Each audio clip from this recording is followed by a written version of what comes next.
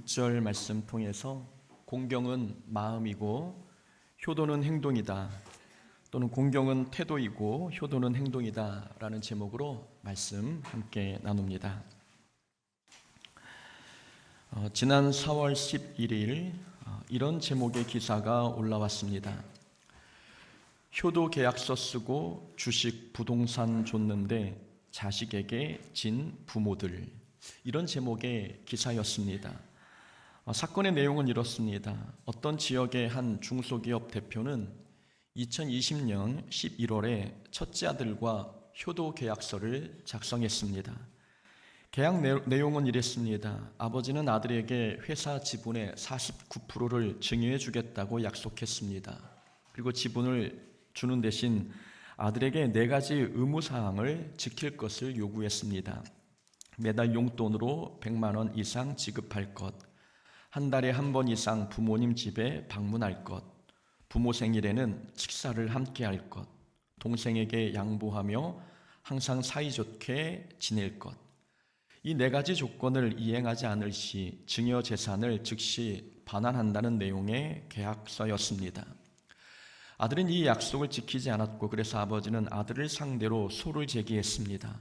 아들이 계약상 의무를 다하지 않았으니 주식 증여 계약을 무효화해야 한다고 주장한 것입니다. 그러나 법원은 아들의 손을 들어줬습니다. 하우링이 좀 나는 것 같습니다. 그러나 법원은 아들의 손을 들어줬습니다. 아버지가 아들에게 넘긴 주식은 증여가 아니라 아들이 직접 돈을 주고 취득한 것으로 보았기 때문입니다. 아들이 정당하게 주식을 취득했으니 아버지에게 돌려줄 의무가 없다는 판결이었습니다. 아버지는 아들이 소유한 주식의 실질적 소유주는 자기 자신이라며 항소했지만 그러나 안타깝게도 2심에서도 아들의 손을 들어주었습니다. 지금 이 사건은 대법원에서 심리 중에 있습니다. 이제 효도를 받으려면 계약서를 작성해야 한다는 시대가 된 것 같아서 마음이 씁쓸합니다. 더 놀라운 점은 이런 효도 계약서에 관련한 법적 분쟁이 최근 3년간 350건이 발생했다는 사실입니다.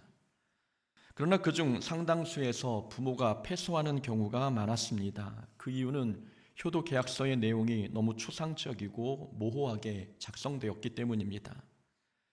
부모를 물질적, 정신적으로 안락하게 여생을 즐길 수 있게 섬세한 부분까지 챙기고 온갖 배려를 다한다.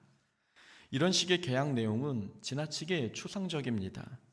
어느 정도까지 해드려야 부모님이 안락한 것인지, 또 어디까지 효도해야 배려하고 챙겨드린 것인지 측정이 불가능합니다. 그래서 전문가들은 만일 효도 계약서를 작성해야 한다면 구체적이고 실현 가능하며 확실성을 갖추어야 한다고 말합니다. 그래야 분쟁이 생겼을 때 승소할 수 있기 때문입니다. 자녀와의 법정 싸움까지 대비해야 하나 하는 생각이 들지만 요즘 고령의 부모들 사이에서는 효도 계약서는 필수라는 말까지 돌고 있습니다. 2015년 한 설문조사에 따르면 국민의 77.3%가 효도 계약이 필요하다고 응답했습니다. 재산만 상속받고 부양 책임은 회피하는 소위 먹튀 자식을 막기 위해서라도 계약서가 필요하다는 주장이 나온 것입니다. 이제 부모 자녀의 관계가 사랑과 신뢰를 바탕으로 하지 않고 계약으로 맺어지고 있다는 사실은 이 시대가 얼마나 사랑이 메마르고 부모 공경이 사라지고 있는지를 단적으로 보여줍니다. 2007년 숭실대 정재기 교수가 이런 연구를 했습니다. 정재기 교수는 부모의 소득과 자녀의 방문 빈도수 관계를 연구했는데 OECD 국가 중 유일하게 한국만 부모 소득이 높을수록 자녀 방문의 횟수가 늘어났습니다. 다른 나라는 부모의 소득이 낮을수록 자녀들이 돌봄을 위해 더 자주 찾는 경향을 보였지만 한국만 부모의 소득이 1% 증가할수록 일주일에 자녀 방문 횟수가 2.07배가 늘어났습니다. 이 같은 결과는 자녀의 방문의 동기가 부모에 대한 공경이 아니라 재산 때문은 아닌지 의문을 갖게 만듭니다. 이런 연구 결과를 보면 부모 입장에서는 효도 계약서가 필요하겠다는 생각이 들법도 합니다. 계약서대로 행하는 효도가 진정한 효도일 수 있을까요? 사랑이 강요로 이루어질 수 없듯이 효도 역시 억지로 될 수 없습니다. 억지로 하는 효도는 형식일 뿐 효도가 아니기 때문입니다. 부모는 재산 상속을 조건으로 효도를 요구하고 자녀는 상속을 받기 위해 효도하는 것이라면 그 효도는 공경이 아니라 거래입니다. 부모가 자녀에게 바라는 것은 계약을 지킨 효도가 아니라 마음에서 우러나오는 공경입니다. 하나님께서는 십계명에서 내 부모를 공경하라라고 명령하셨습니다. 이 계명은 단순히 행동을 통제하려는 율법적 명령이 아닙니다. 부모 공경 계명은 효도를 강요하는 효도 계약서 같은 것이 아니라 구원받은 사람에게서 당연히 나타나야 할 신앙의 표식입니다. 우리가 알고 있듯이 십계명은 구원을 얻기 위한 조건이 아닙니다. 십계명은 이미 구원받은 백성이 구원해 주신 은혜에 감사하며 살아가도록 하기 위해 하나님께서 정해주신 삶의 기준입니다. 그 십계명은 의무감이 아니라 감사함으로 지켜야 하는 계명들입니다. 부모 공경 계명도 그렇게 생각해야 합니다. 부모 공경은 구원받은 자가 구원의 은혜에 감사하는 마음으로 실천해야 하는 덕목입니다. 물려받을 재산이 없어도 효도 계약서를 쓰지 않아도 우리는 구원받은 하나님 나라 백성이기 때문에 하나님에 대한 감사한 마음으로 부모님께 효도해야 합니다. 그래서 부모 공경은 단순한 예의 범절이 아니라 신앙입니다. 효도는 인간의 도리를 넘어 구원받은 성도가 삶으로 보여줘야 하는 믿음의 열매입니다. 구원받은 사람이 예배를 기뻐하고 전도나 교회 봉사를 행복해 하듯 부모 공경도 구원받은 사람이라면 당연히 기쁨으로 감당해야 할 신앙생활의 일부분입니다. 주일에는 하나님을 예배하고 평일에는 부모에게 냉정하게 대한다면 그건 온전한 신앙이 아닙니다. 효도와 신앙은 별개의 것이 아니라 하나이기 때문입니다. 행함이 없는 믿음은 죽은 것처럼 부모를 공경하지 않는 믿음도 죽은 것이나 다름없습니다. 그래서 기독교인들은 세상 사람들보다 더 무거운 책임감으로 부모 공경을 실천해야 합니다. 세상은 효도를 인간의 도리로 여기지만 우리는 하나님의 명령으로 신앙의 증거로 여기기 때문입니다.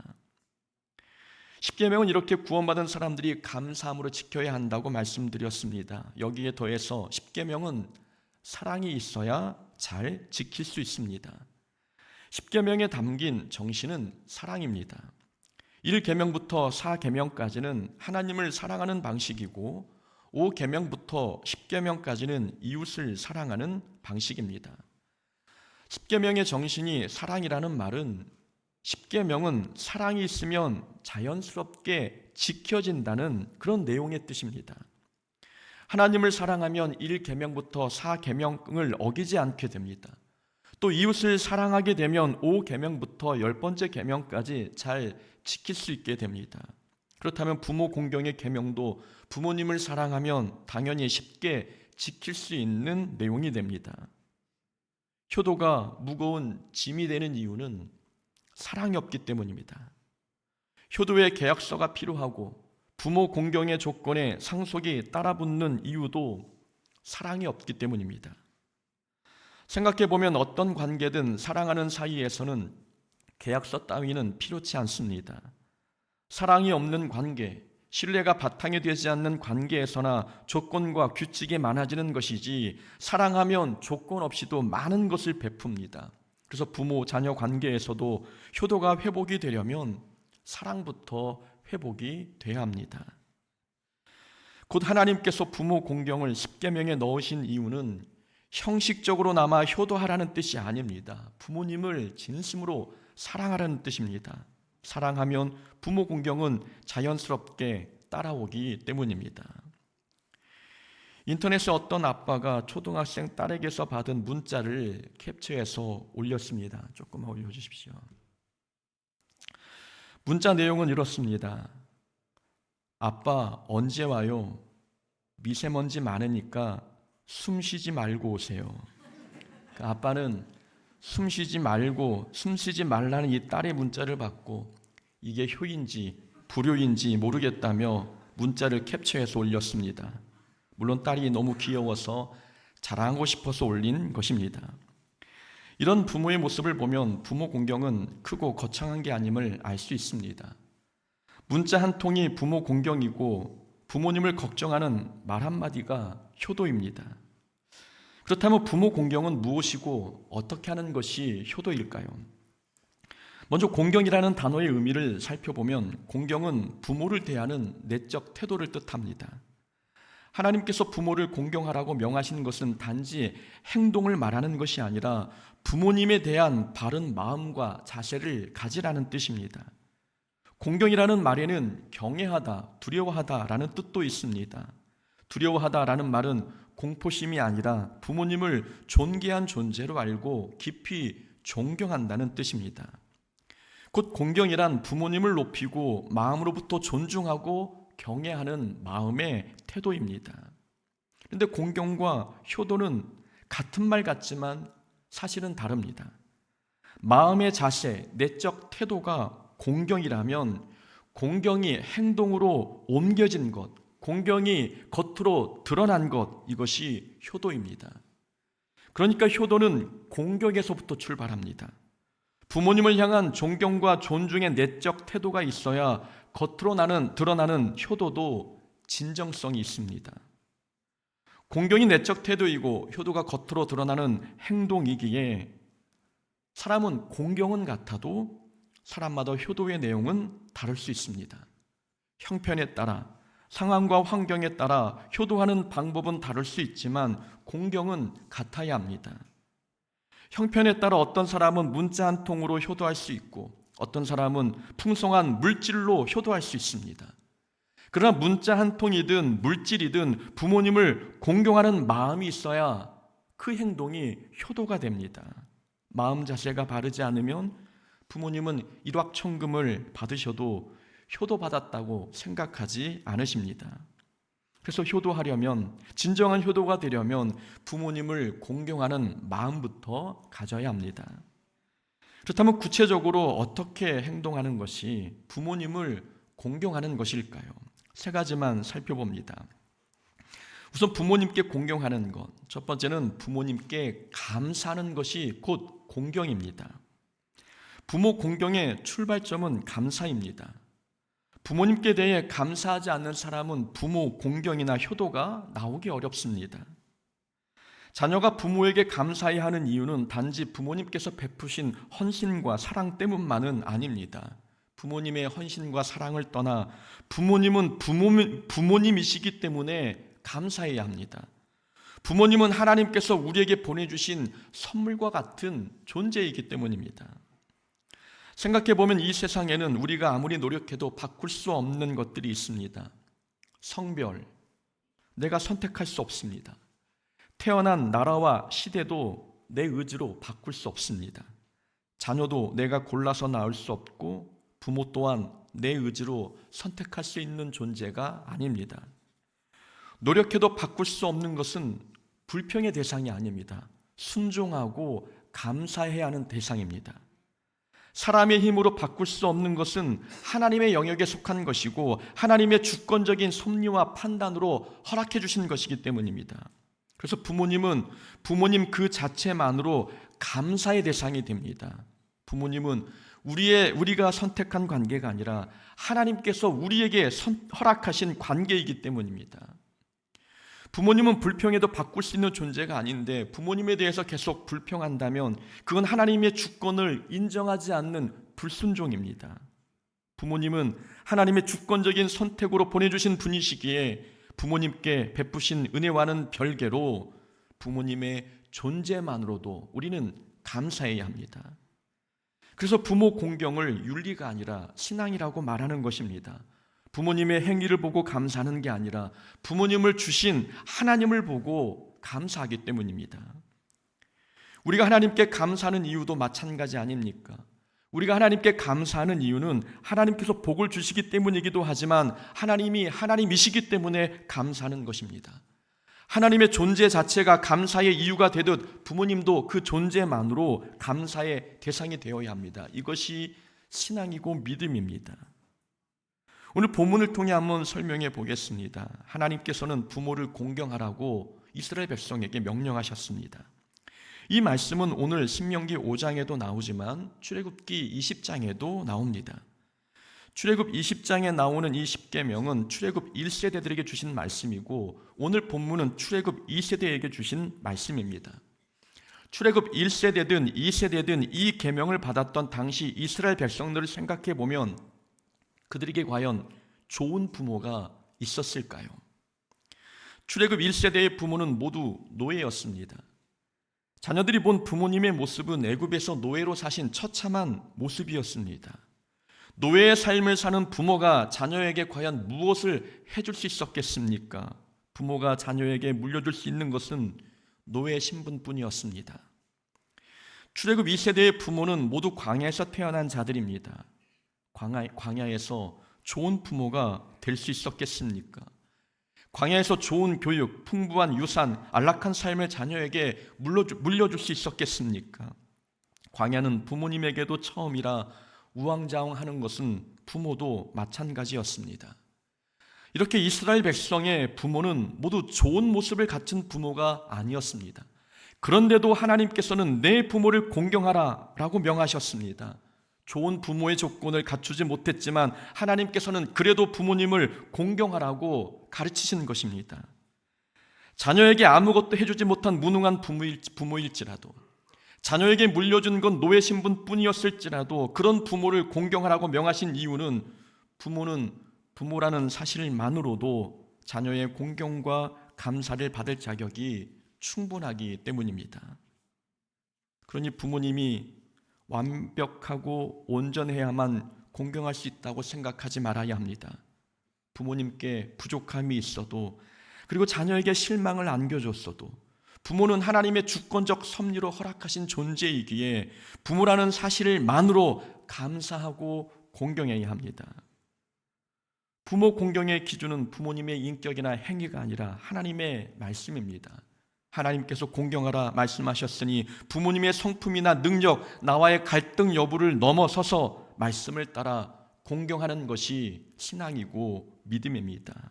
부모 공경은 부모님께 감사하는 마음에서부터 출발합니다. 두 번째, 공경이란 부모님 앞에서 겸손해지는 것이 공경입니다. 오늘날 시대에는 분명히 많은 것이 달라졌습니다. 과거에는 부모님이 자녀의 지식과 경험의 통로였습니다. 그러나 지금은 자녀들이 부모보다 더 많은 정보와 지식을 가지고 있습니다. 인터넷, 스마트폰, 각종 매체를 통해 자녀들이 세상의 흐름과 기술을 더 빠르게 습득하고 있습니다. 그래서 과거에는 자녀가 모르는 게 있으면 부모에게 물었는데 지금은 부모가 자녀에게 묻는 경우가 많아졌습니다. 그러다 보니 자녀들이 갖게 되는 태도는 부모님은 이런 것도 몰라, 답답해, 왜 저렇게 느려와 같은 불평입니다. 이런 태도가 쌓이면 무시와 조급함, 그리고 귀찮아하는 마음으로 이어지고 결국 부모 앞에서 자녀는 교만해집니다. 부모보다 조금 더 안다는 이유로 지시하고 지적하며 일방적으로 부모를 훈계하는 태도는 교만입니다. 그래서 지금 시대에는 부모 앞에서 자녀가 겸손해지는 것만으로도 부모님을 공경하는 것입니다. 참 이상합니다. 부모는 자녀가 부족하면 긍휼의 마음이 커지는데 자녀는 부모가 부족하면 답답함이 커집니다. 부모는 자녀가 연약하면 참고 기다리는데 자녀는 부모의 연약함을 잘 기다리지 못하고 다그칩니다. 부모는 자녀를 키울 때 자녀로부터 똑같은 질문을 수백 번 받았고 그 질문에 수백 번 대답했습니다. 아빠 저거 뭐야? 응, 강아지야. 저건 뭐야? 응, 강아지지. 저건 또 뭐야? 응, 강아지야. 아빠 저기 강아지 있어. 응, 그건 고양이란다. 부모가 대답을 귀찮아하면 자녀가 의기소침해질까봐, 마음을 다칠까봐, 혹 탐구 능력이 떨어질까봐 부모는 조금도 귀찮은 내색을 하지 않고 앵무새처럼 같은 대답을 반복할 때가 많았습니다. 어린아이의 특징은 이야기를 통으로 연결해서 기억하는 능력이 없습니다. 그래서 아이들은 같은 그림책을 여러 번 읽어도 매번 처음 읽는 것처럼 재미있어 합니다. 그러니 부모는 똑같은 그림책을 하루에도 수십 번씩 읽어줘야 합니다. 그것도 등장인물에 따라 목소리를 바꿔가며 말입니다. 저도 후루룩 아저씨와 곰 아저씨네 갓난아기는 수백 번을 읽었기 때문에 아직도 내용을 기억하고 있습니다. 이렇게 부모는 무엇을 하든 자녀의 눈높이에서 말하고 행동하고 생각하려고 합니다. 자녀보다 많이 안다고 해서 아는 척하거나 자녀가 모른다고 무시하지 않습니다. 부모는 자녀를 대신해 낮은 자리, 번거로운 자리, 자존심 상할 수 있는 자리도 마다하지 않습니다. 자녀 앞에만 서면 부모는 낮아지고 겸손해지는 사람입니다. 그러나 자녀는 부모 앞에서 쉽게 인내심을 잃고 조급하게 판단하며 작은 일에도 짜증과 무관심으로 일관합니다. 하지만 부모가 아무리 부족하고 연약해도 부모는 자녀가 함부로 대할 존재가 아닙니다. 이유는 하나님께서는 부모의 권위를 하나님의 권위처럼 높여주셨기 때문입니다.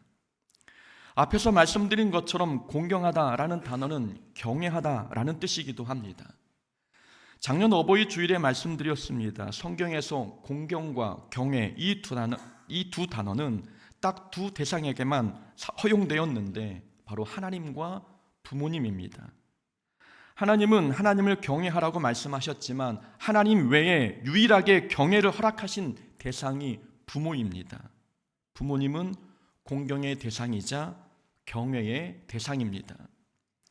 하나님께서 공경과 경외를 하나님과 부모님에게만 사용토록 하셨다는 것은 자녀가 부모에게 행하는 행위를 하나님께 하는 행위와 같은 것으로 보시겠다는 뜻입니다.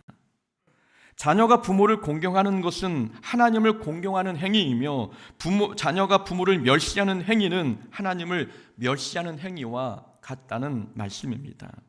그래서 하나님께서는 신명기 21장에서 부모에게 불효하는 자녀를 돌로 쳐 죽게 하셨다고 말씀하고 있습니다.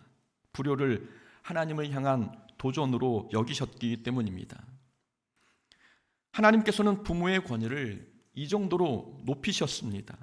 그래서 부모 공경은 하나님께서 가정 안에 세우신 영적인 질서에 순종하는 행위입니다.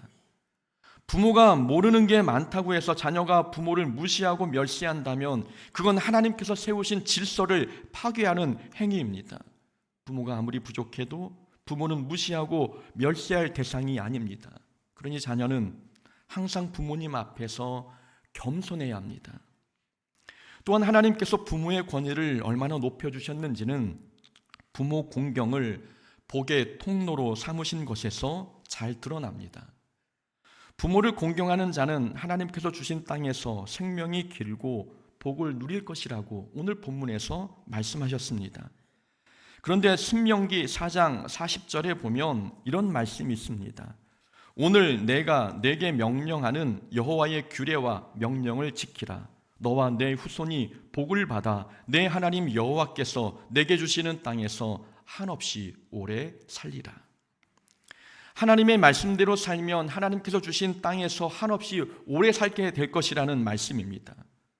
부모를 공경하게 되면 장수의 복을 누리겠다고 하셨는데 하나님 말씀에 순종할 때에도 같은 복을 누리게 하시겠다고 약속해 주셨습니다. 부모님을 공경할 때 얻는 복과 하나님께 순종할 때 얻는 복이 같습니다. 이것은 부모의 권위가 얼마나 크고 높은지 보여주는 대목입니다. 자녀는 하나님을 경외하듯 부모님을 공경해야 한다는 뜻이고 하나님 앞에서 겸손하듯 부모님 앞에서도 겸손해야 된다는 말씀이 이 내용 안에 들어있는 것입니다.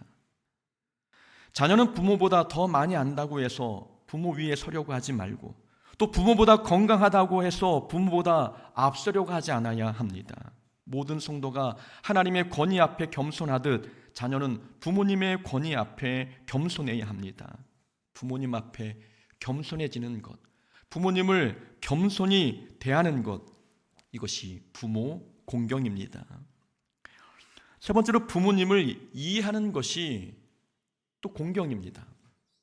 오늘날 많은 가정에서 부모 공경이 어려운 이유 중 하나는 부모님에 대한 이해 부족 때문입니다. 부모님에 대한 미움과 원망이 남아있는 것도 부모님의 상황을 이해하지 못한 데서 나타나는 현상입니다. 부모님을 이해하지 못하면 부모 공경은 어렵습니다. 모세는 태어난 지 얼마 되지 않아 어머니 손에 의해 나일강에 버려졌습니다. 표면적으로 보면 이건 자녀 마음에 평생 상처로 남을 일이었습니다. 왜 나를 버렸지? 어떻게 엄마가 나를 버릴 수가 있지? 이런 생각이 떠나지 않으면 그 마음은 부모에 대한 원망과 상처, 미움으로 가득해집니다. 그러나 어머니의 상황을 이해하면 전혀 다른 해석이 나옵니다. 어머니 요게벳이 모세를 나일강에 버린 행동은 자녀를 죽이려는 애굽의 칼날 앞에서 선택할 수 있었던 가장 지혜롭고 현명한 결정이었습니다. 아들을 죽이기 위해 버린 게 아니라 살리기 위해서 품에서 떠나보낸 것입니다. 사람 눈에는 버린 것처럼 보여도 요게벳의 심정은 하나님 품에 안겨드리는 것이었습니다. 그 덕분에 모세는 죽지 않고 바로의 공주의 아들로 성장하여 이스라엘의 구원자로 성장할 수 있었습니다. 모세가 성장한 후에도 어머니가 나를 버렸어라는 생각에 벗어나지 못했다면 모세의 삶은 원망과 상처에 갇혔을 것입니다.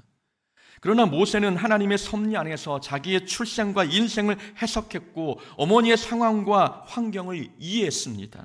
그러니 상처는 감사로 바뀌었고 원망은 부모 공경으로 변하게 되었습니다. 부모님을 공경하려면 부모님부터 이해해야 합니다. 이해가 공경의 시작입니다. 지금 시대와 부모님의 시대는 완전히 다릅니다. 부모님 세대가 사셨던 시대는 일제강점기와 6.25 전쟁을 거친 후라 나라 전체가 가난했습니다. 그 시대의 인생 목표는 먹고 사는 것 또는 가난에서 탈피하는 것이었기에 부모님 세대 때는 당신의 배움이나 꿈 성취는 중요한 우선순위가 아니었습니다. 생존이 가장 중요한 과제였기에 부모님 세대는 자녀의 마음을 사랑으로 채우는 것보다 자녀의 배를 채우는 게 더 시급하셨습니다. 부모님은 당신의 꿈을 이루는 것보다 자녀 도시락에 소세지 반찬 하나라도 더 챙겨주는 게 소원이셨고, 그래서 문화생활, 취미생활, 여가생활 같은 것은 사치로 여길 수밖에 없었습니다. 부모님은 당신이 치열하게 살아오셨기에, 그래서 그 인생의 무게를 아시기에 자녀만큼은 더 나은 삶을 살게 하려고 때로는 무섭고 강압적인 방법으로 교육하셨습니다. 부모님 당신도 부모님으로부터 자녀 교육을 제대로 받아본 적이 없으셨으니 당신의 자녀를 교육하는 일에도 서투셨습니다. 사랑한다는 말보다는 밥 먹었니라는 말이 사랑 표현이었고, 잘 잤니 말보다는 숙제했니가 안부 인사였습니다. 새 옷보다는 연필을, 새 신발보다는 참고서를 먼저 사주신 분들이 바로 부모님 세대입니다. 부모님이 잘못하셨거나 틀린 게 아니라 시대와 문화가 그랬습니다. 그런 시대를 살아오신 부모님 눈에 지금의 자녀 세대는 이해되지 않는 모습이 많아 보이는 것 같습니다. 식사는 라면으로 해결하면서 커피는 비싼 것을 마시는 자녀 세대를 부모님은 잘 이해하지 못하십니다. 집은 없어도 차는 꼭 있어야 하고 돈은 없어도 휴대폰은 최신형이어야 하는 이 자녀 세대의 문화를 부모 세대는 받아들이기 어려워하십니다. 그러니 아깝다, 낭비한다, 사치다라는 말로 훈계하고 자녀는 그 훈계를 잔소리와 간섭으로 받아들입니다. 전혀 다른 시대의 두 세대가 한 가정에 있으니 오해가 쌓일 법도 하지 않습니까? 부모가 밥을 먹었는지 물으면 자녀는 맨날 밥 이야기만 한다고 투덜댑니다. 그 말이 사랑한다는 말인 줄 모르기 때문입니다. 과거에는 헤어진 옷을 괴어주는 게 사랑이었다면 지금 자녀에게는 원하는 옷을 사주는 게 사랑입니다.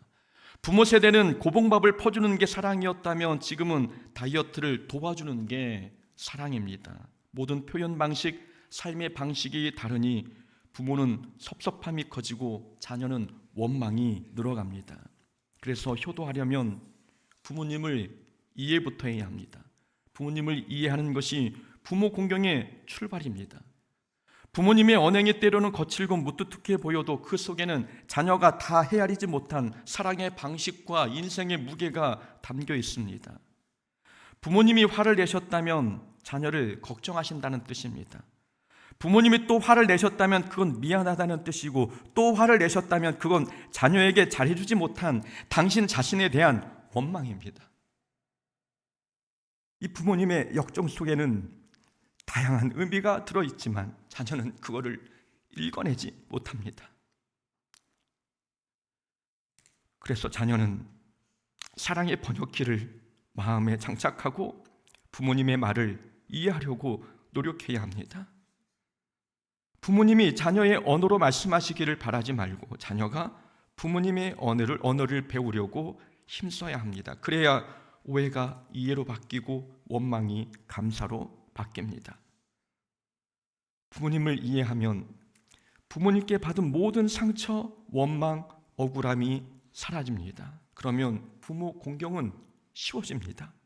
부모 이해가 곧 부모 공경인 것입니다. 부모 공경은 단지 예의가 아니라 신앙입니다. 우리가 하나님을 믿고 있다는 것을 부모 공경을 통해 우리는 증명해야 합니다. 부모 공경은 감사하는 마음에서 출발하고 겸손한 태도로 자라나며 부모님의 삶을 이해하는 데서 부모 공경은 깊어지는 것입니다. 부모 공경은 하나님께서 우리에게 허락하신 복의 통로입니다. 우리 모두가 부모님을 공경함으로 하나님께서 약속하신 복, 곧 이 땅에서도 잘되고 하늘에서도 영생하는 놀라운 복을 누리는 자가 되어야 합니다. 모두 부모 공경 명령에 순종함으로 인하여서 이 땅에 하나님께서 허락하신 복을 누리는 하나님의 자녀 되기를 주의 이름으로 축원합니다. 아멘.